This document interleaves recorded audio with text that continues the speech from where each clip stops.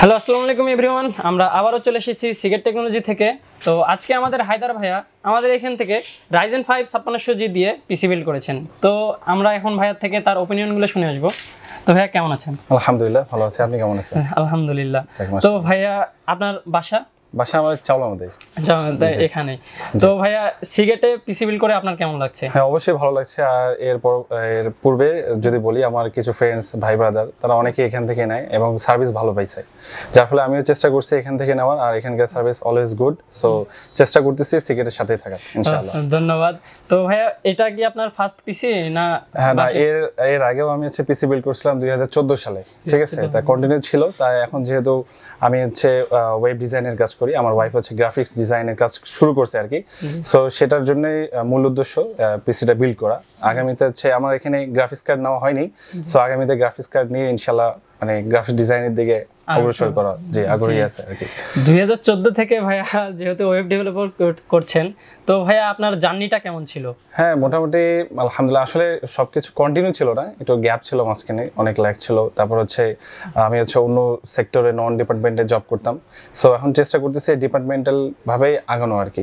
So জি, এখন কি ফুল টাইমই আপনি ফ্রিল্যান্সিং? ফুল টাইম চেষ্টা করতেছি, ফুল টাইম শুরু করতেছি আর কি। সো ইনশাআল্লাহ এই পিসি যে বিল্ড যেটা করলাম, আশা করি এটার সাথে ভালো সার্ভাইভ হবে আমাদের ইনশাআল্লাহ। আলহামদুলিল্লাহ। তো ভাইয়া আপনার ওয়াইফ কি গ্রাফিক্স ডিজাইন শিখতেছে? হ্যাঁ শিখতেছে, অলরেডি শিখতেছে। শিখতেছে, দুইজন মিলে ফ্রিল্যান্সিং করবে। হ্যাঁ ইনশাআল্লাহ। আপনি কি কোথাও জব করছেন না? হ্যাঁ আমি জব করতেছি, আমি ইউনিলিভারে সুপারভাইজার হিসেবে আছি। জি। দিয়ে এখন আপনি কি চাচ্ছেন যে জবটা ছেড়ে দিয়ে না জবও পাশাপাশি আর কি? আসলে পাশাপাশি তো অনেক কিছু করা সম্ভব হয়। অনেকে সেদিন একটা নিউজ দেখলাম যে গার্মেন্টস কর্মী বিসিএস ক্যাডার হয়ে গেছে। চেষ্টাগুলো সবই সম্ভব, মানুষ সবই পারে। হ্যাঁ ওই গার্মেন্টস কর্মী, আবার তার বাবার দোকান ছিল, দোকানে থেকে সে এখন বিসিএস ক্যাডার হয়েছে। জি। তো ভাইয়া আপনি যদি আগাতে পারেন সেই দোয়াই রাখছি। আবার সিগেট টেকনোলজির সাথে থাকার জন্য অসংখ্য ধন্যবাদ। আবার আসবেন ভাইয়া, ইনশাআল্লাহ। ভালো থাকবেন। আসসালামু আলাইকুম। ওয়া আলাইকুম আসসালাম।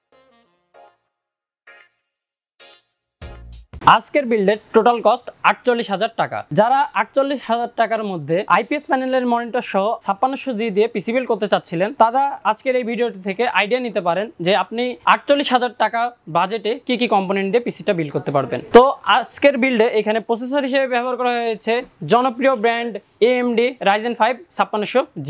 আর এই প্রসেসরটি কিন্তু বাংলাদেশের এখন বর্তমানের জাতীয় প্রসেসর। এই প্রসেসরটির কোর থাকছে 6টি এবং থ্রেড থাকছে 12টি। আর এই প্রসেসরটির ম্যাক্স ফ্রিকোয়েন্সি 4.4 GHz এবং বেস ফ্রিকোয়েন্সি 3.9 GHz। এই প্রসেসরটি দিয়ে আপনি ভিডিও এডিটিং, গ্রাফিক্সের কাজগুলো খুব অনায়াসেই করতে পারবেন। এখানে যে ইনবিল্ট গ্রাফিক্সটা রয়েছে, এটা দিয়ে আপনারা বেসিক বা মিডিয়াম লেভেলের কাজগুলো করতে পারবেন। যখন আপনি একটু অ্যাডভান্স লেভেলের কাজে যাবেন, তখন আপনাকে অবশ্যই এখানে একটি গ্রাফিক্স কার্ড অ্যাড করতে হবে। আজকের বিল্ডে এখানে মাদারবোর্ড হিসেবে ব্যবহার করা হয়েছে ASRock B450 স্টিল লেজেন্ড একটি মাদারবোর্ড। ASRock এর এই মাদারবোর্ডগুলো কিন্তু আসলে খুবই কোয়ালিটি সম্পন্ন হয় এবং খুব ভালো মানের হয়ে থাকে। এখানে বিলটা কমপ্লিট হয়ে গেছে, আপনারা এখানে দেখলে বুঝতে পারবেন। ASRock এর মাদারবোর্ডগুলোর কিন্তু কোয়ালিটি খুবই ভালো। আর ASRock এর এই মাদারবোর্ডটিতে আপনারা মোট 4টি র্যাম ব্যবহার করতে পারবেন।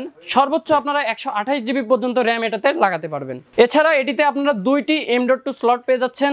আপনারা চাইলে এখানে 2টি M.2 SSD ও লাগাতে পারবেন। এই মাদারবোর্ডটি খুবই ভালো। আবার এখানে আপনার 8GB থাকছে, আপনারা এটা সফটওয়্যারের মাধ্যমে এটা সিঙ্ক করতে পারবেন প্রত্যেকটা ফ্যানের সাথে। তারপরে এখানে আজকে SSD হিসেবে ব্যবহার করা হয়েছে কিংসম্যান গেমিং 512GB একটি SSD। আর আজকের এই বিলটিতে কিন্তু ভিডিও এডিটিং বা গ্রাফিক্সের কাজ করা হবে, সেজন্য এখানে স্টোরেজ হিসেবে 512GB নেওয়া হয়েছে। কারণ ভিডিও এডিটিং বা গ্রাফিক্সের কাজে কিন্তু একটু স্টোরেজের বেশি প্রয়োজন হয়, ফাইল রাখার প্রয়োজন পড়ে, সেজন্য ভাইয়া এখানে বেশি স্টোরেজ নিয়েছেন। তারপরে আজকের বিল্ডে এখানে একটি র্যাম ব্যবহার করা হয়েছে, যেটা টিফোর্স ভুলকান জেড নন RGB একটি র্যাম। আর এটার RGB অ্যাভেলেবেল রয়েছে হোয়াইট, ব্ল্যাক, আপনার ইচ্ছা মতো আপনি যেটা ইচ্ছা সেটা নিয়ে নিতে পারেন, আমাদের কাছে অ্যাভেলেবেল রয়েছে। আজকের বিল্ডে এখানে পাওয়ার সাপ্লাই হিসেবে ব্যবহার করা হয়েছে ভ্যালুটপ 450 ওয়াটের একটি পাওয়ার সাপ্লাই। আর এখানে 450 ওয়াট ব্যবহারের কারণ হলো এই বিল্ডে ভবিষ্যতে একটি গ্রাফিক্স কার্ড অ্যাড করা হবে। আর আপনারা যদি 350 ওয়াট এখানে অ্যাড করতেন, তাহলে যখন আপনি গ্রাফিক্স কার্ড অ্যাড করতেন তখন কিন্তু আপনার পাওয়ার সাপ্লাইটিকে আপগ্রেড করা প্রয়োজন হতো।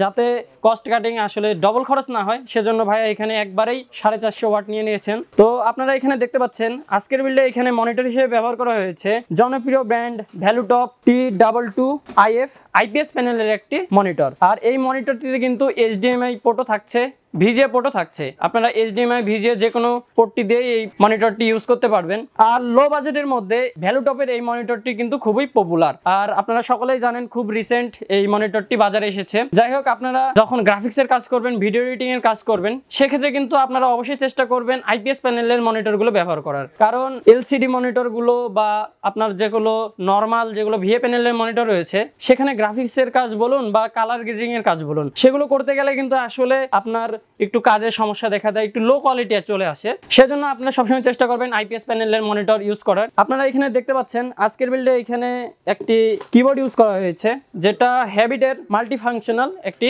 8GB keyboard. আর এই কিবোর্ডটি কিন্তু খুবই ভালো। আজকের বিল্ডে এখানে কোনো মাউস ব্যবহার করা হয়নি, ভাইয়ার মাউস আগে থেকে আছে ওনার বাসায়, ওই জন্য উনি আর মাউস নেন নাই। আজকের বিল্ডে যে চমৎকার আপনারা কেসিংটি দেখতে পাচ্ছেন, এটা একটু ভালো করে লক্ষ্য করুন।